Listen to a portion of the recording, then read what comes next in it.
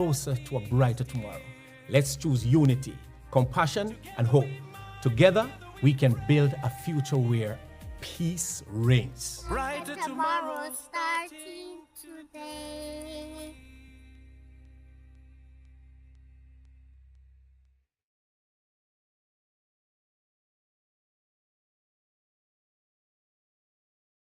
I wonder who that somebody be. No, sir. Let me look for my glasses. Oh, that somebody look like right, sir. It's Lottie, walk on. Me glad for see you, right. Although things never go on for you, America, me glad say you there. Yes. Lift your head high. Yes. Stay out of trouble. Yes. And you can have a fresh start back home. All right, Mr. P. Thanks, you hear? Let's all work together for a fresh start back home. The following is brought to you by the Office of the Prime Minister.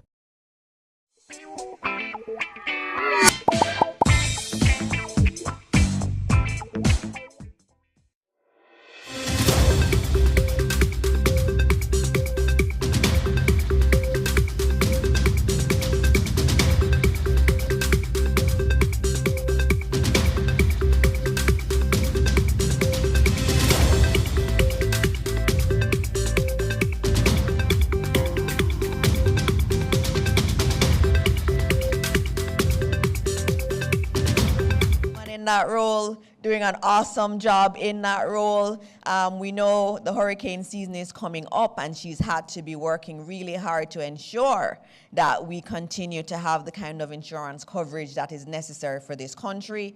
And we are very happy to have her here. I can tell you everything I've asked her for in education in terms of funding to rebuild schools she has given us. And so we're very happy to have you here, Minister Williams. We also have Dr. the Honorable Christopher Tufton, our Minister of Health and Wellness and having more babies. It's good to see you here, Minister. And he has a lot of updates to give you today, and we're looking forward to them. Right, Minister?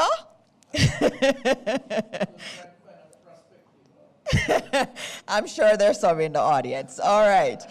We also want to acknowledge the Honorable Pernell Charles Jr., our Minister of Labor and Social Security. And I want to add something onto it, but I'm trying to be diplomatic today. But the person who has really been implementing that ROOFs program. We know so many people in the West have lost their roof and their homes, and he has been working tirelessly with his team to ensure that the funding gets to those who need it the most.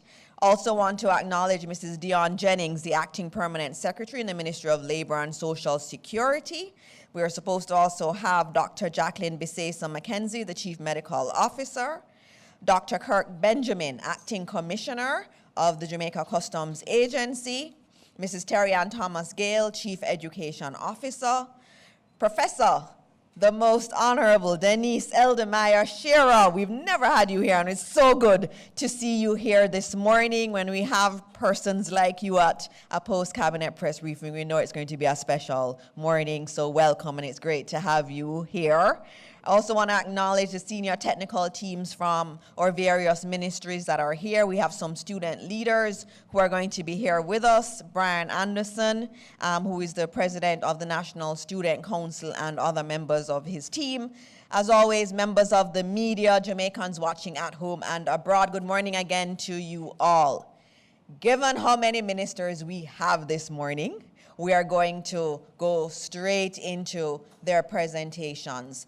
All of them will be around a theme of how we have been spending after Hurricane Melissa in terms of what we have been prioritizing and how the funds that the government has been used. But each of the ministers will also update you on other issues that are important in their portfolio. And so we're going to get started with our wonderful Minister of Finance and the Public Service. So please welcome the Honorable Favour Williams.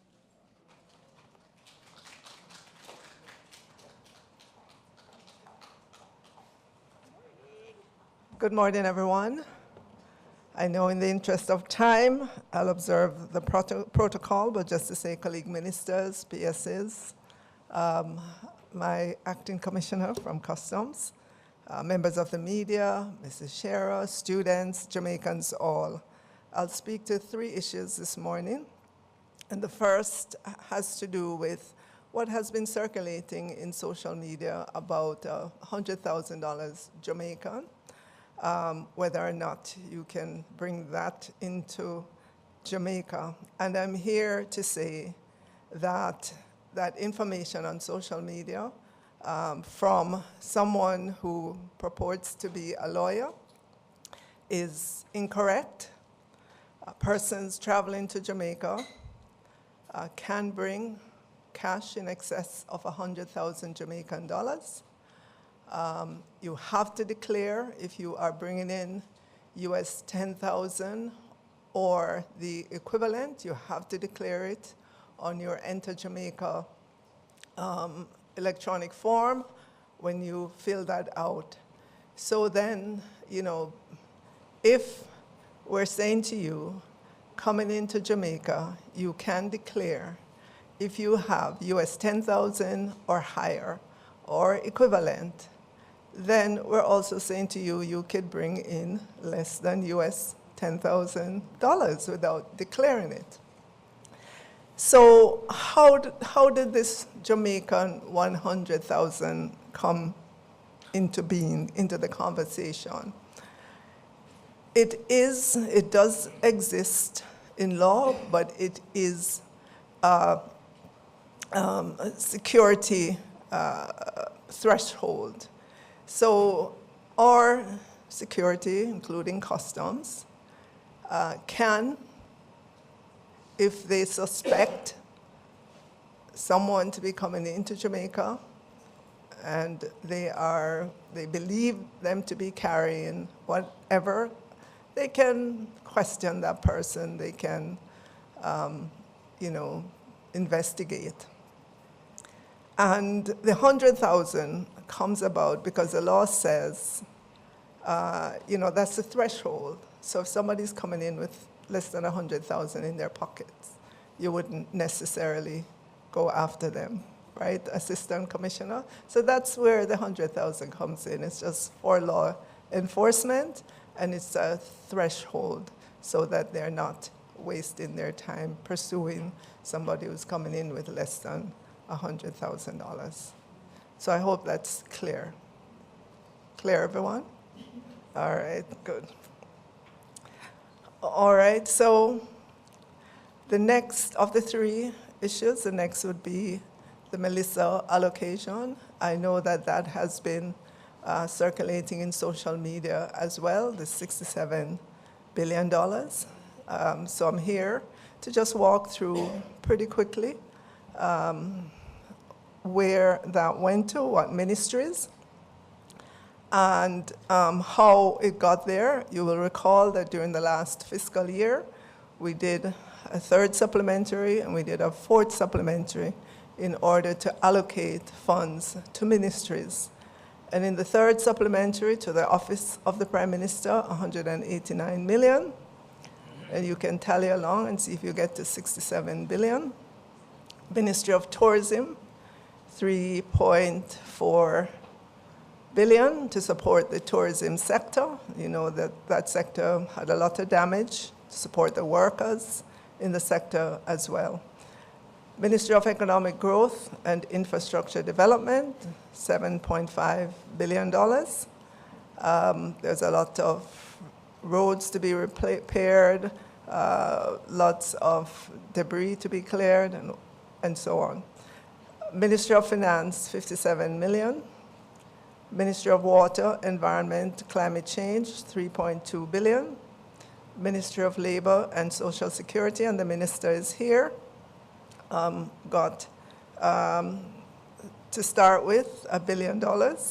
And then there were additional sums totaling altogether with the $1 billion, $1.2 billion. And I'm just reading through the allocations during the 3rd supplementary.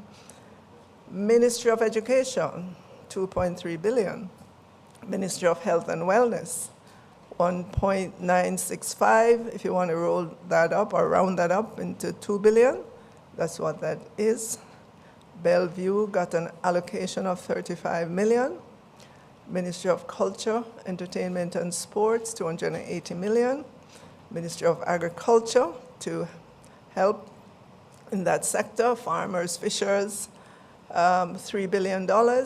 Ministry of Industry, Investment and Commerce, $20 million. And you'll recall that Minister Hill helped businesses in Border, if I recall, to put their shops back together. Ministry of Energy, 1.5. There was quite a bit of damage at Petrojam. Ministry of Local Government and Community Development, 4.6 billion. That's a total of 29.4 billion. Then you add to that the 24 billion that was loaned to JPS, and that brings you to 53.6 billion in the third supplementary. In the fourth supplementary, there was 3 billion at the Ministry of Finance, Ministry of Labor, 10 billion, right? And that was for all the roofs, the roof program.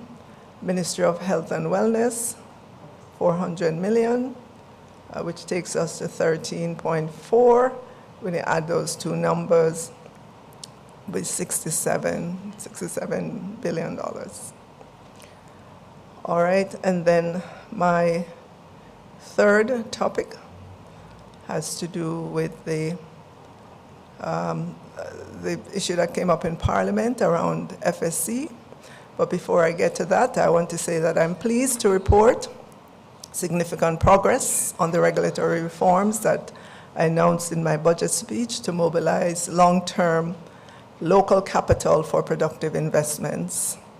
Our objective is clear: unlock patient, long-dated resources while preserving financial stability. On pensions, we will proceed with the first phase to relax private asset limits from 5% to 7.5% on July 1, 2026. So in a matter of days, releasing meaningful long-term capital for corporate and project financing, and we remain on course to reach 10% on April 1, 2027, subject to any regulatory review. We're also updating insurer investment eligibility to broaden access to sound domestic corporate debt. The FSC has indicated that the proposed amendments are expected to be with the drafters by the end of this week. And I want to thank the Financial Services Commission for its diligence and the alacrity with which they took this up. We will continue to consult the central bank and stakeholders to implement these reforms in a calibrated, stability-preserving manner, and together we will channel savings into productive, inclusive growth. And then, as to the specific question that came up in Parliament, you will know that from time to time, and based on government's revenue requirements, the financial sector may request distribution of surpluses, reserves, or financial investments in excess of requirements for working capital from self-financing agencies. Such requests are generally made after an assessment of the agency's financial position to ensure that any distribution will not undermine the entity's viability. Based on the strength of the FSC's balance sheet and based on the projections of the institution, both the FSC and the ministry had a joint understanding that the 500 million distribution would be granted. Additionally, the ministry had committed then to ensuring that we remain in close contact with the FSC. Of course, we always will. And in the case of any financing needs from the FSC, we stand ready, and we did put that in writing to the FSC. So there is no risk to the viability of the FSC from the $500 million distribution. Thank you so much.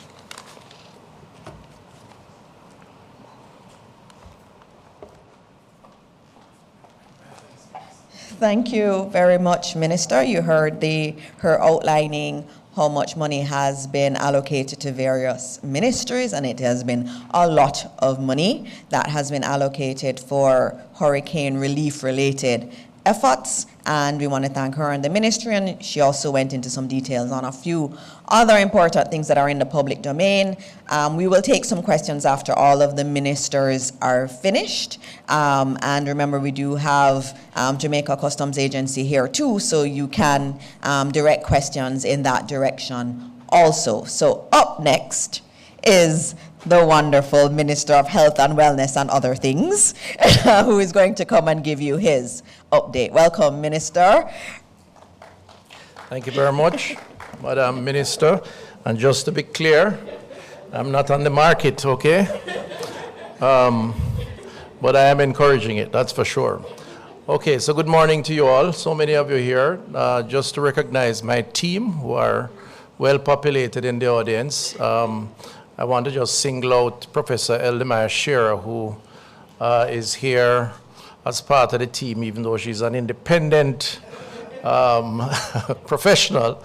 But I'll get back to her role later, and if there are questions, I'm sure she'll take. The rest of the team, how are you, Dr. Dawkins, right? And my other team members. I want to recognize my colleagues, of course, my Minister of Finance and the Public Service, who has a little sniffling and so on, so please treat her good, okay? And of course, the man with the plan for those who have been impacted, Colonel Charles Jr. From Good Stocks. I want to recognize him and their teams. So my intervention is primarily around what we have done to date.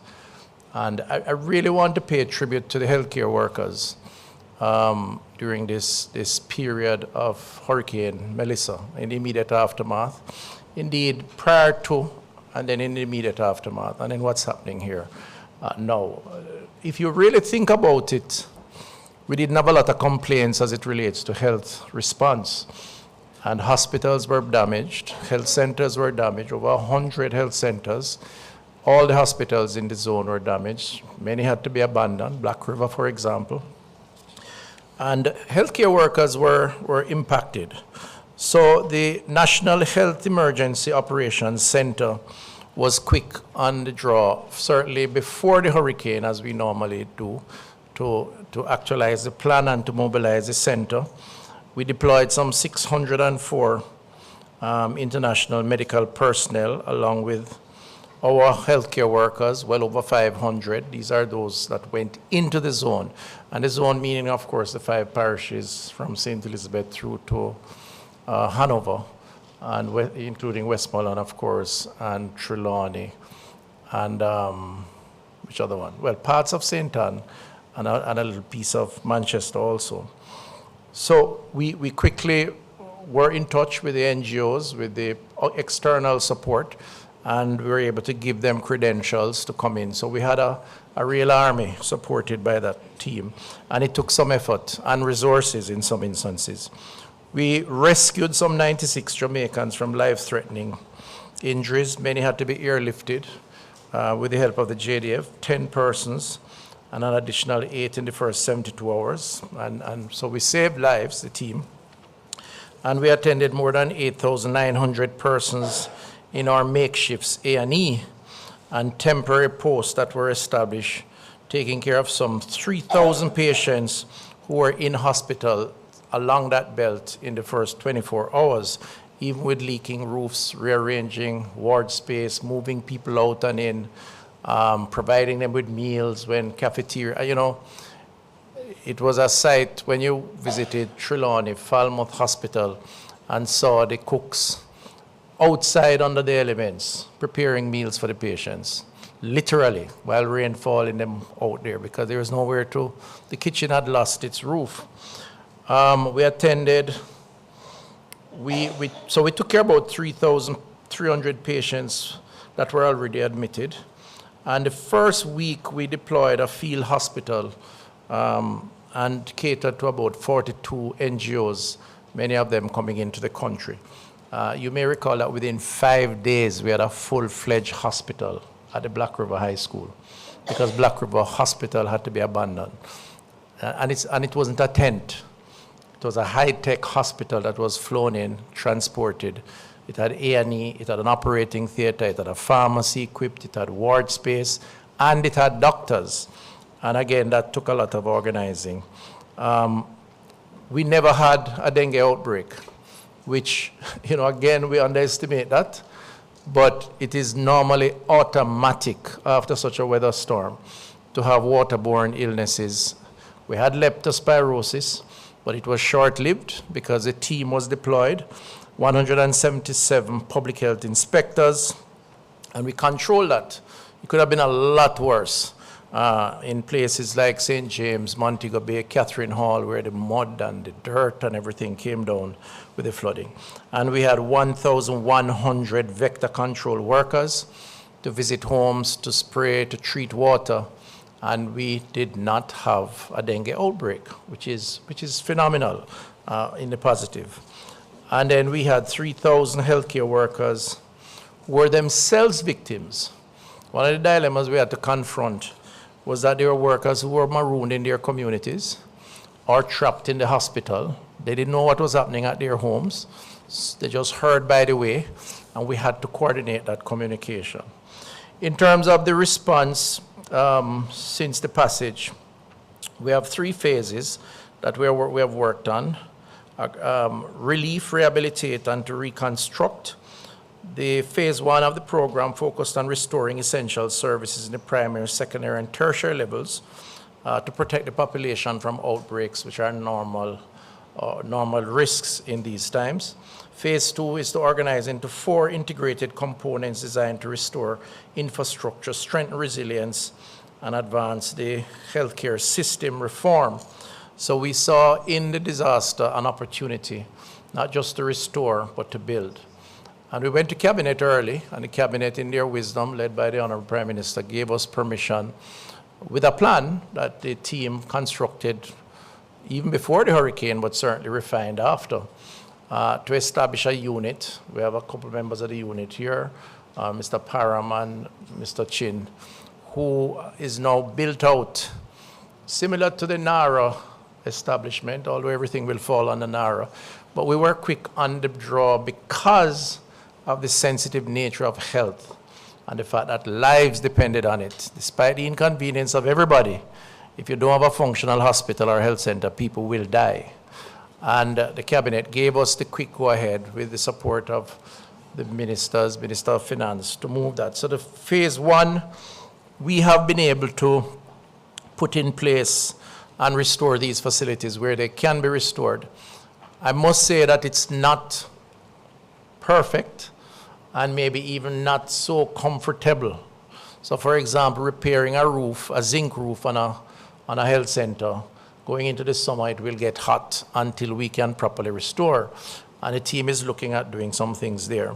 Phase 2, we focus on the modernization of Sablamar Hospital and other entities that we have been working on. Sablamar Hospital had a plan. We're costing out the plan to build a new A&E, and that you will see groundbreaking on that soon.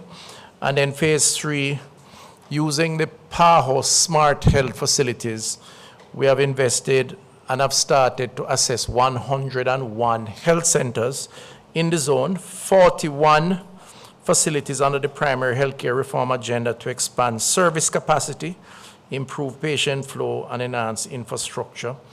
And those have commenced. We have engaged engineering firms, I think it's about 4 or 5 of them, and they're in the field working now.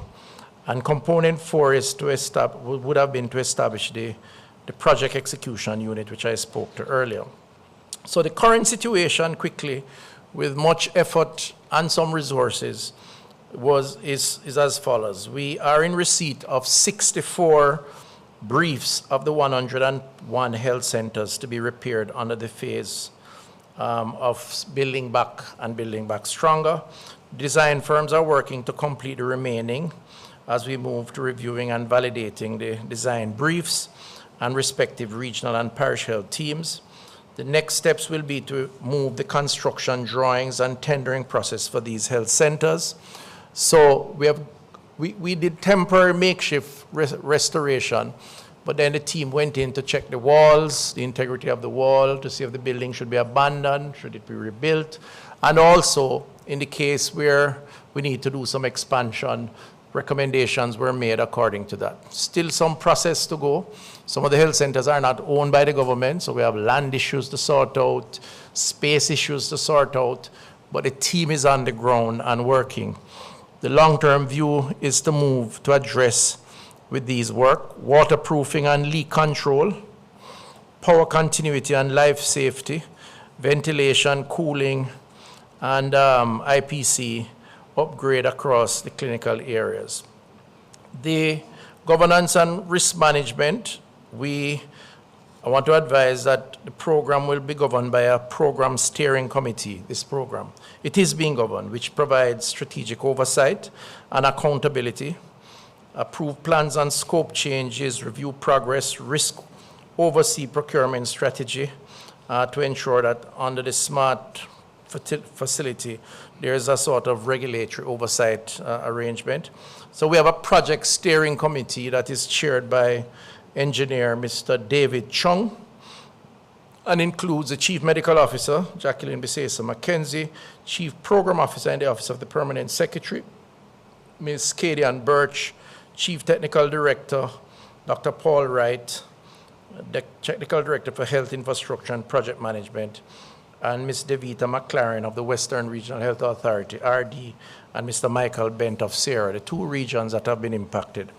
That team is supported by ex officio members, Mr. Ian Stein of the PAHO, WHO, headed in Jamaica here, and Mr. Carl Mackenzie Chin, who is here in the audience. You probably won't recognize him by his name. Right, Carl? Right, but he's a program director, right? So he is the man driving the coordination of the unit. Okay, now in terms of expenditure, the government, through the Ministry of Finance, has extended some $3.82 billion in repair works at the affected health centers and hospitals, which has positively impacted a number of services and indeed Jamaicans. It is estimated that some 300,000 Jamaicans would have been served from the initial expenditure. And it was bad. I mean, you've heard the news on Cornwall where large sections of the roof had gone. We had to replace those. We lost the maternity ward at Noel Homes and the staff accommodation, and I could go on and on. So 3.8 billion so far. 300,000 Jamaicans we feel have been impacted. The staff welfare, some 2,600 healthcare workers were assessed as needing support, with the majority from western and southern regions. And we have had a multidimensional approach to giving them psychosocial support, some funding support, basic materials and so on, to help them to be restored, both mentally and materially, to continue the important frontline work that they do. Some of the tangible efforts, we've organized a series of healthcare workers fair, which gave healthcare workers opportunity to replace lost or damaged documents, including passports, birth certificates, land titles, TRN. We arranged with different agencies to meet because many of them lost some of their important personal documents. Supported workers, counseling and human resource management provision through employee-assisted program. Coordinated the distribution of care packages through the regional authorities and cleanup activities in major health sites. What was heartening about this is that we bused people from the unaffected areas into the affected areas and had work days, and that was quite heartening because people came together to help each other. Phase 3 quickly will focus on strategic reconstruction, which is a more long-term. So we're looking at site analysis consultancy that has been signed, supported by the Inter-American Development Bank. We're now doing an ecological study on Black River, Falmouth, Trelawney, Noel Homes in Hanover, to determine, even while we repair for services to be resumed, whether the long-term strategic direction should be relocating those institutions which are right on the coastline. The IDB is supporting that. I think they have allocated maybe 100,000 US or something like that, I'm not sure, to that study, and that study is now taking place. That will become now the basis on which we determine where we go in terms of some of that relocation. And that is in keeping similarly with the secondary care reform that will take place. So in summary on this, I think, and again, I'm probably not the best person to judge ourselves. You have to be the determinant of that, but I'm not going to speak for myself. I'm just a servant. I'm speaking for the people who are on the ground. And I must say that the team, under the circumstances, did very well. And we need to celebrate them for their efforts, because lives, many more lives could have been lost if it weren't for the immediate response. And yes, we had to spend resources, but that's the nature of an emergency. I think maybe the COVID experience also sharpened up our emergency response. And we will keep the public informed in the next few weeks. My intention is to report from a parish by parish basis as to the extent of the final assessment of health centers and hospitals. So Black River, for example, is now putting on back the roof. The operating theater is finished. They're going to be working on the admin ward now, wing or area. But we should be able to move back patients in the 2 male and female wards within weeks. And it's looking very nice. And they're slabbing the roof, so hopefully no more hurricane damage. And I could go on and on. So we're going to be doing that kind of reporting over the next couple of weeks as we go along. I want to turn quickly to Ebola. Since the release of the ministry's public service announcement on Monday, May 25th, ministry can confirm that 9 passengers from several flights into the country had a travel history associated with the affected countries. These individuals had received counseling from the airport health desk, placed under mandatory self-quarantine, and are being monitored by the respective health departments. Importantly, all 9 passengers have not manifested any symptoms associated with Ebola. Therefore, transmission is not likely, and there is no risk as it relates to the other passengers on these flights. I think that second part is very important. I don't want a rumor to start that 9 people in Jamaica have symptoms of Ebola. That's not the case. It is the precaution that is necessary in keeping with our international obligation. They are coming from countries that are impacted. They have been vetted by Port Health, as is the customary practice, particularly when we're on alert, as we are, and they are engaged in self-quarantining. And don't worry about the self-quarantining. You may ask, how we know? We have 23,000 health workers throughout the country at the level of parishes, and they will be visited. I can guarantee you that. So we will monitor that, but there's no symptoms and indeed no suspicion or suspected case except for the precaution that's necessary. So the risk to Jamaica remains low. The scale and trajectory of the outbreak warrants enhanced preparedness measures in accordance with our WHO recommendation for countries assessed as having low risk of importation. So in keeping with the WHO temporary recommendation issued to countries at low risk, we have intensified preparedness activities aimed at ensuring the early detection, reporting, and safe management of any potentially imported cases. The ministry has adopted a risk-based approach, as we normally do, enforcing the first line of defense, which is the points of entry, and the measurement for containment of persons who may be infected, to include the following: enhanced vigilance in the surveillance system. So you may have to be stopped and interrogated at the airport or at the ports, the ship, the cruise ships, and we have the authority in law so to do. And persons should be prepared for that if they are at a risk. Enhanced coordination among border agencies, sensitizing frontline personnel, reinforcing standard infection prevention and control measures, assessing readiness at the designated points of entry and isolation. As part of these preparedness efforts, assessment and sensitization activities were conducted at Jamaica's major ports of entry, including the 2 international airports, the historic Falmouth Cruise Ship Pier, and Port Authority of Jamaica. In addition, preparedness meetings and sensitization sessions were held. Key stakeholders, including medical officers of health, senior medical officers, regional technical directors, immigration officers, island-wide senior management representative of the Port of Jamaica, Port Authority, and other crucial public health and border management personnel. To date, we have sensitized some 1,100 key personnel from these institutions and agencies have been sensitized and reminded the role and functions regarding the current Ebola outbreak and Jamaica's preparedness arrangement. We have a good emergency response team, I think, our health team, and I think they deserve, again, recognition. Previously announced, keeping with our port entry surveillance protocol, the health team in at Jamaica's ports of entry have ramped up surveillance and travel to transmitted from countries which are affected by Ebola to last 21 days, who have traveled to, transited through Ebola-affected countries. You are likely to be quarantined.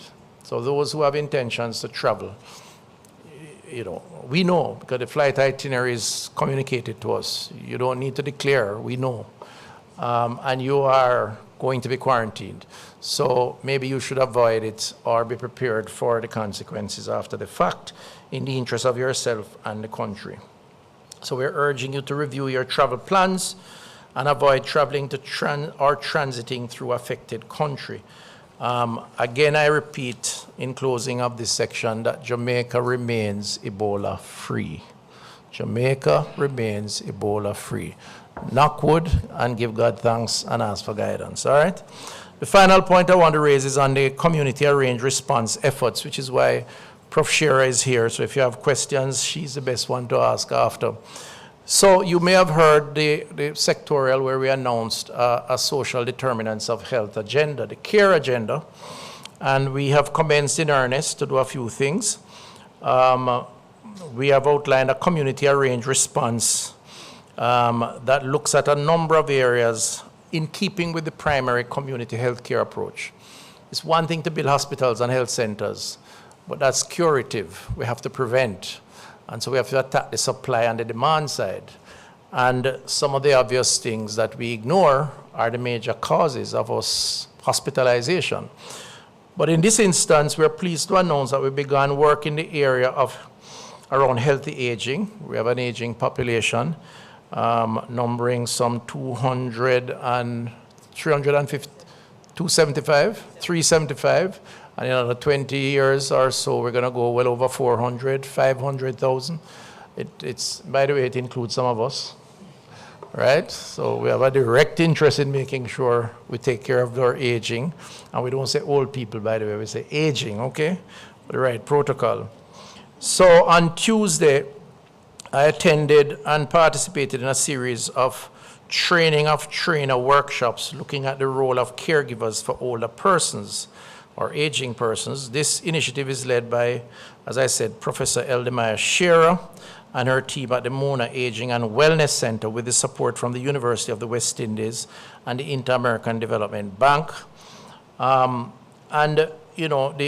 approach here in the first instance is to train unpaid caregivers.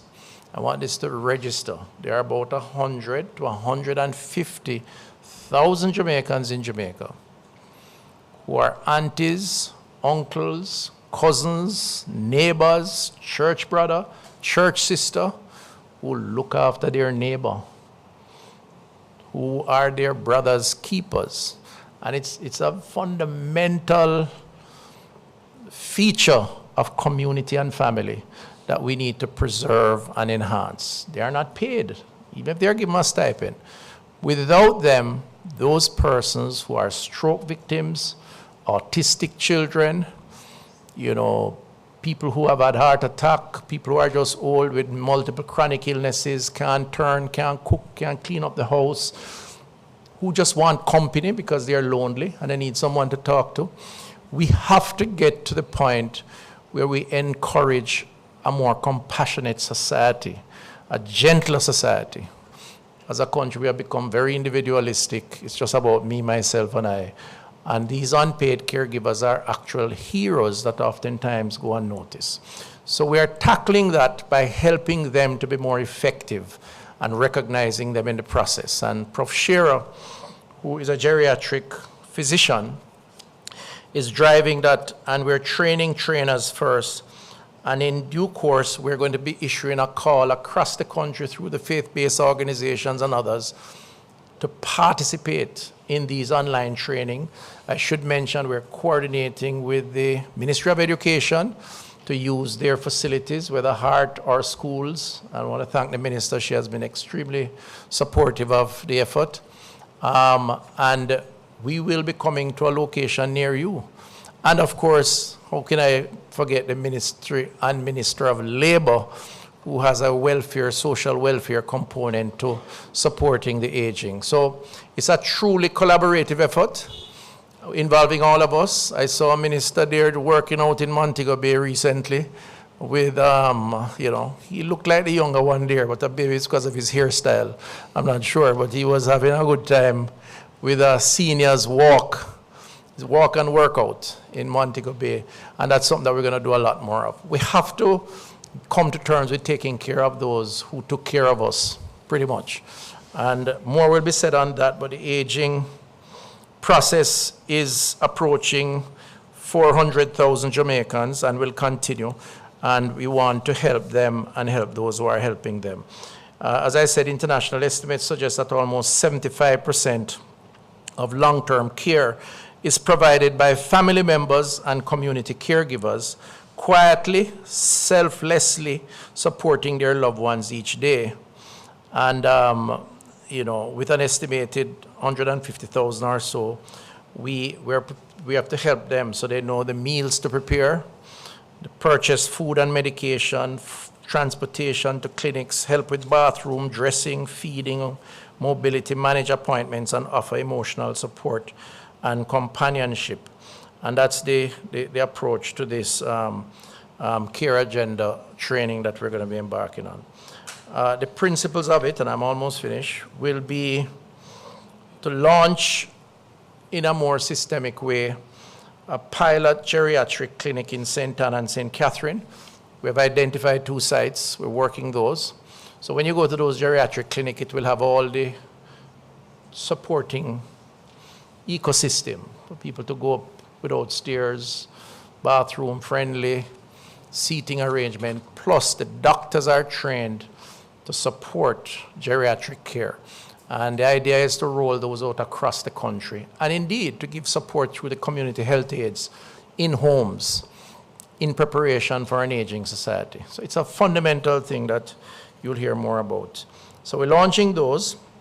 We're training the workers to support it, strengthening the partnerships with the Ministry of Labor and Social Security, National Council for Senior Citizens, local authorities, faith-based organizations, community groups to create an integrated approach. And that's going to be the CARE Fund, 500 million. There's a call for proposal on the 15th of June. We're going to be hosting an event in Kingston. I think they're moving around the country where non-governmental organizations can actually apply. We're teaming up with the friendly societies, cooperative of friendly societies. You have to be registered and governed as a NGO, and you can access funding with an appropriate proposal to be part of the outreach around the wider agenda of the social determinants. And that's through the CARE Fund. The only final thing I'll say is that we are moving on a number of other things under this social agenda. In another 2 weeks, we'll be unveiling a study which is almost complete on the impact of social media on our population and gauging the public sentiments around the possibility of restriction for age cohorts up to 16. We're doing a national survey, both quantitative and qualitative. I do intend to take that to Cabinet, the results, with some recommendations. And that's a conversation that we hope to promote in communities as part of the discussion. The same is to be said for studies being done on special Roman energy drink, Other paraphernalia that are not typical drugs, new emerging drugs, the Molly and the other stuff, vaping, all of those things are going to be part of the agenda going forward as we seek to engage communities. Thank you very much. Wow, that was a lot. The minister is working really, really hard. Your sectoral presentation was very good, Minister. There was a lot that was in there. And wherever we can help, we know in the Ministry of Education, we will help because the work you're doing is really important, extremely important. I'm going to move very quickly to Minister Charles, and he's going to be very quick, he said, because he's been here a lot lately. And so he's going to just give you an update on what's happening with his spend, and then we'll go into the questions. Thank you, Minister. Good morning, everybody. Good morning, colleague ministers, permanent secretaries, Professor Eldemire Shearer, and all. Just to indicate, since I'm here, I think it's important to note that the Ministry of Labour and Social Security was represented well at the International Labour Organization conference in Geneva recently. We still have some of our representatives there, continuing in the drafting of the platform economy standards that should be now for all of the members of the ILO. But in synopsis, Jamaica took a leading position in terms of representing not only the position through our national statement, but also representing CARICOM, leading on the areas of social dialogue and tripartism, which relate to the way government, employers, and employees, workers, come together to ensure that the labor market and the workforce continue to be strong. We also led in discussions relating to labor migration, just transition, and specifically the platform economy when we met with the Director General and asserted the position of the Caribbean to get more resources as we continue to develop our environment to be able to confront the uncertainties, climate change, technological transformation, including artificial intelligence, and other things that will impact positively and negatively the workforce. So, just to indicate that in relation to the ILO conference, it was successful on our behalf. In relation to the Hurricane Melissa, I want to announce that today we launch, Minister, HARP. HARP is the Humanitarian Assistance Relief Platform that has been developed by the ministry, and let me use the opportunity to give particular acknowledgement to Ms. Lana Facey and to the other members of the MIS team and our permanent secretary and others who have worked very hard, night and day, through all the frustration and calls from their minister to get this done. And we really want to say a big thank you to them. Again, the work that we do is sometimes not fully understood. We have been working on the ground since Hurricane Beryl when it comes on to the accelerated pace at the ministry, and it has not stopped. And so I want to acknowledge that team. So today we begin the pilot phase of HARP, which will be the tool utilized by the ministry to organize phase 2, which is the phase where we are validating those persons who could not be verified earlier because of whatever the issue is, whether it's TRN issues or phone number wrong or a building cluster issue or a duplication issue, whatever the issue is.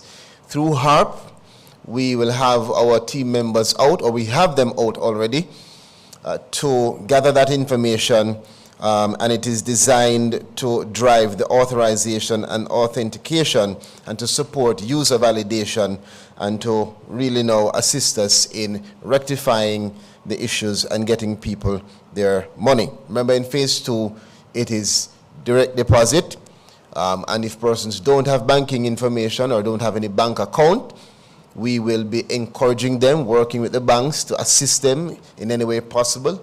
And if they choose not to, then we'll find another methodology to get them their funding.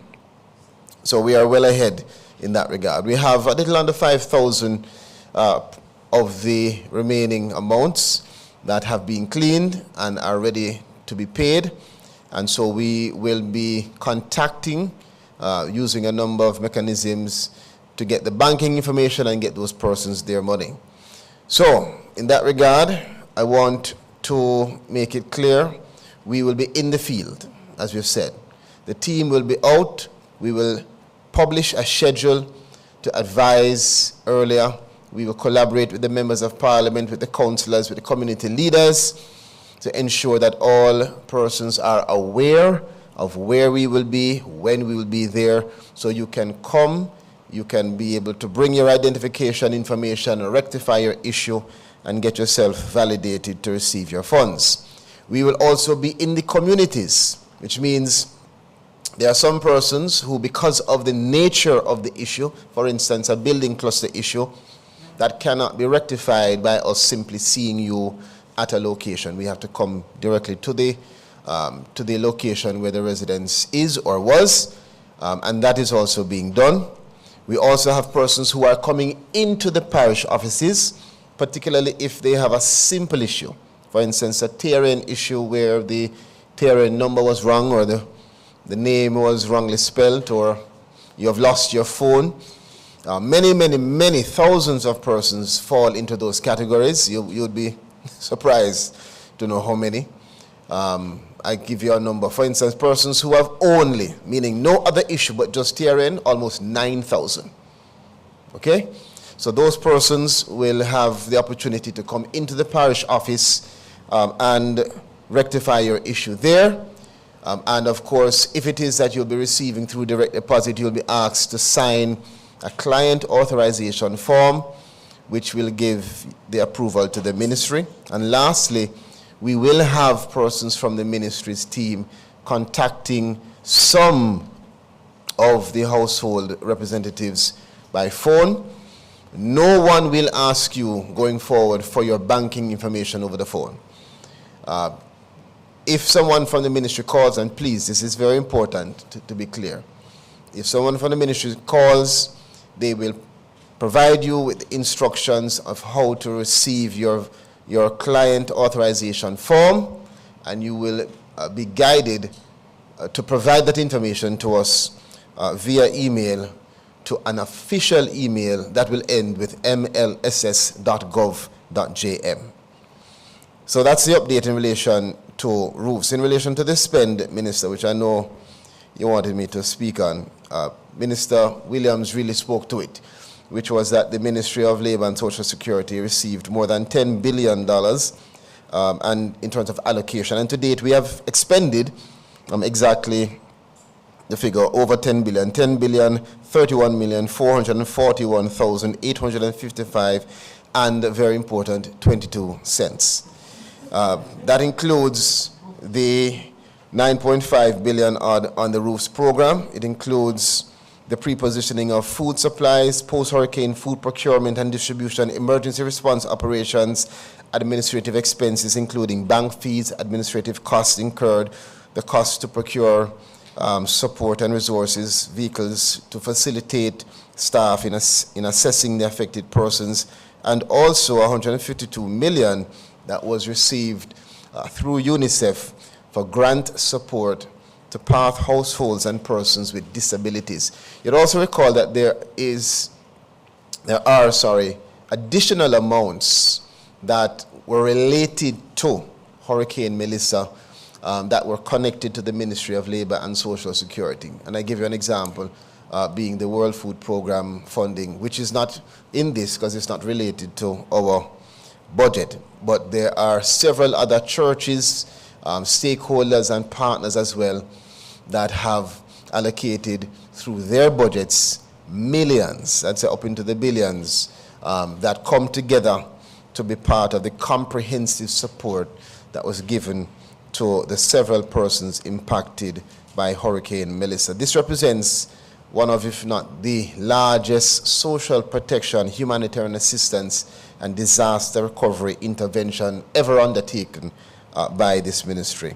And so as we move forward, again, we remain focused on completing the validation and payment process for those persons who remain outstanding, strengthening accountability and oversight mechanisms, and to ensure that no eligible Jamaican is left behind in this recovery effort. Minister, record time. Thank you very much, Minister. You know, you've been coming here a lot because a lot of Jamaicans want to know what's happening with repairs and or social outreach to those in the West, and I want to thank you and the team for everything that you're doing. One of the good things about Post-Cab is that you have ministers here who can address issues as they come up. And one issue has come up while we're here in Post-Cab relating to NHF. And so Minister Tufton is going to come and just give you a quick update on that, and then we'll open for questions. Remember, we have an official funeral that we'll need to close off quickly for. Right. Thank you very much, Minister. So there is something circulating about a breach of the database at the National Health Fund. There has been some communication from some deviant around this breach. So the NHF has confirmed receipt of a threat from a hacker group claiming to have access to some of the data. It's not yet confirmed, even though they have indicated some of the data that they say they have. It's not yet confirmed. However, enough evidence was gathered to require the agency to report the incident to the Office of Information Commissioner. That's an area falling under Minister Wheatley's portfolio. Additionally, the team has reached out to MOCA to update them on the situation, and will engage with the relevant agencies further for support with the investigation. Just to assure the public that the immediate steps have been taken to reinforce security protocols and hardening of the organization's security posture is ongoing. What's this data? This data is about medication and, you know, maybe who benefits from what type of medication. It's confidential data. We don't reveal our history of medication administration. And we do get attacks on a daily basis, just as the banks do and so on. But I just wanted to raise this to the public because something is being circulated in this space. Thank you. All right, thank you very much, Minister. And I'm going to take the questions from the media now. I'm going to just take all the questions, given the issues we have with time, from the media. Good morning. Morning, everyone. Mahiri Stewart, Nationwide News. Here, question for Minister Morris Dixon. State Minister of Finance Xavier Main told a JTA forum, I believe yesterday, that the government, due to fiscal constraints, can't by itself fund the education sector, and he suggested something of a layered approach in terms of fixing that issue. From your standpoint as education minister, what do you think needs to be done to plug that gap that the government can't fill? Okay, all right. Do you have anything for Minister Tufton yet? We're just taking all the questions. Okay. Sarah Burton, good morning, 18 degrees north. This set of questions, is for Minister Tufton.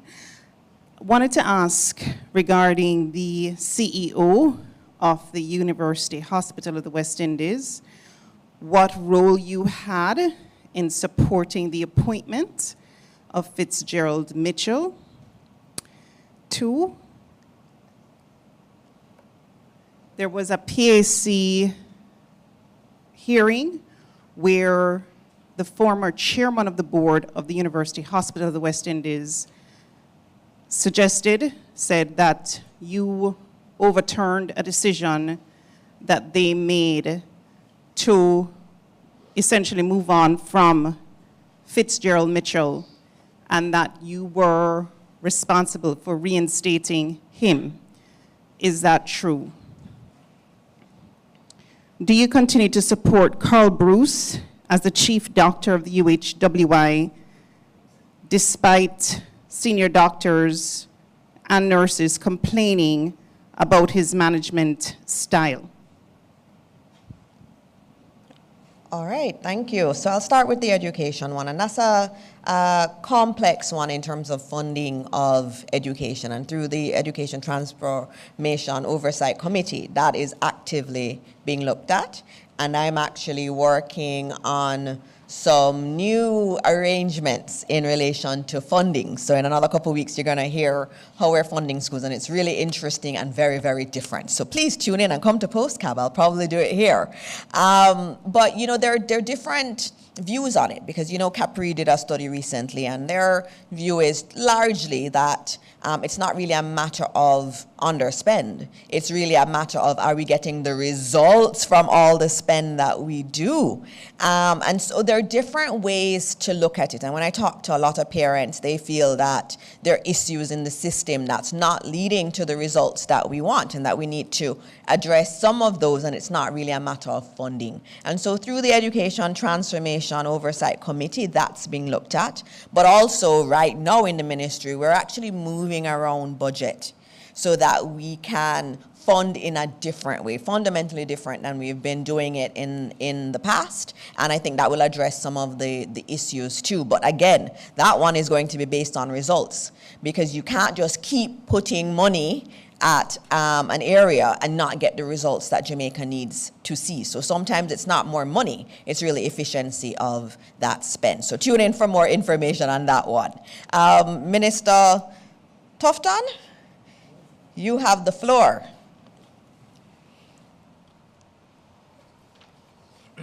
Thank you very much. Okay, so the answer to the first question is quite simple. Ministers don't appoint CEOs, and any cursory investigation will reveal how CEOs are appointed. And that hopefully should address any concern over my involvement. Secondly, ministers don't appoint chief medical officers either. I think that's his title, Dr. Bruce, either chief medical or medical chief of staff.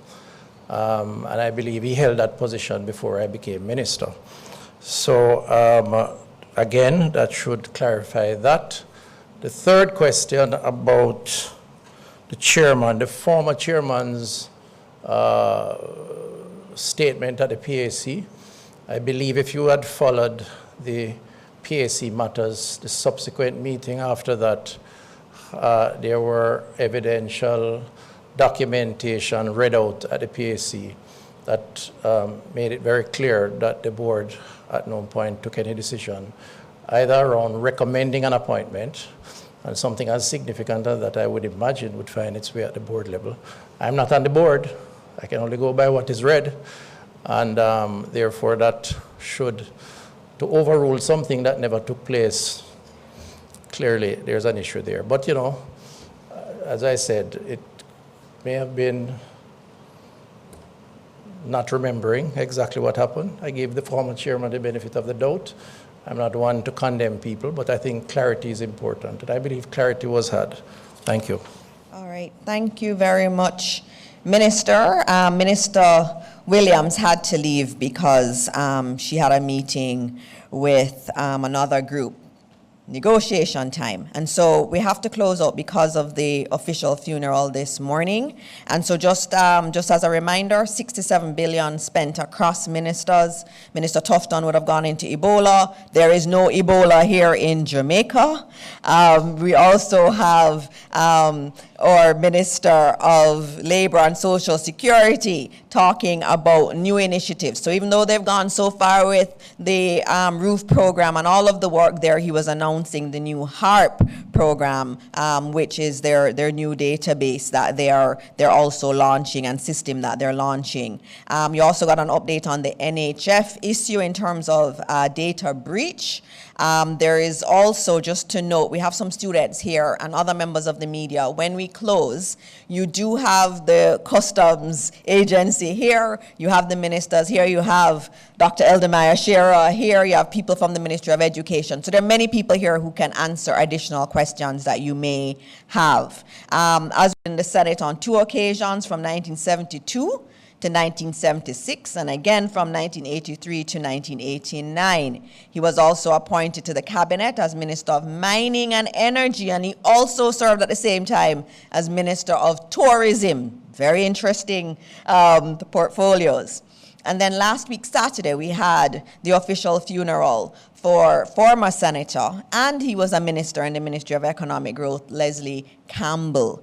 And so we're losing a lot of our stalwarts, persons who've served a lot. And as you young people are here, I ask you to look on the lives that these persons lived, lives of service, and I'm hoping that some of you will one day take on that baton and move forward in terms of governance. That's why you're invited every week. So we have young people here every week because we want them to aspire to be Minister Tufton, Minister Charles, and we also have Minister Rhoda Moy Crawford. That's what we want, and that's why you're here. And so as we close out today and as we celebrate the lives of those who have served this country so well, as always I say, may God continue to bless Jamaica, land we love. Thank you all.